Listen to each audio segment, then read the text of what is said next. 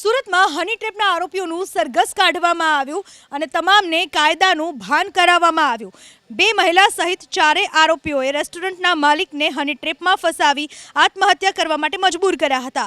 ચારે આરોપી ભાવનગર જિલ્લાના ગારિયાધારના છે।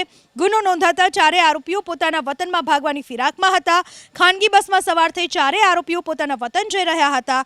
આ સમયે સુરત પોલીસે તેમનો પીછો કરી ચારેયને તારાપુરથી ઝડપી લીધા। બાદમાં સુરત લાવી તેમની શાન ઠેકાણે લાવવામાં આવી।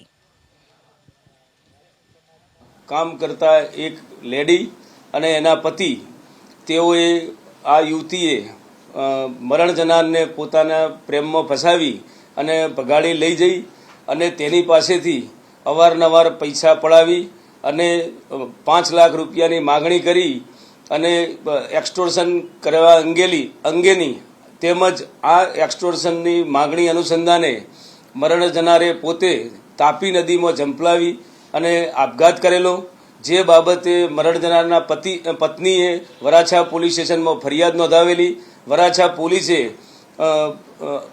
હ્યુમન ઇન્ટેલિજન્સ તેમજ ટેકનિકલ ઇન્ટેલિજન્સના આધારે ચારે આરોપીઓની સૌરાષ્ટ્ર ખાતેથી ધરપકડ કરેલ છે અને હાલ તપાસ ચાલુ છે।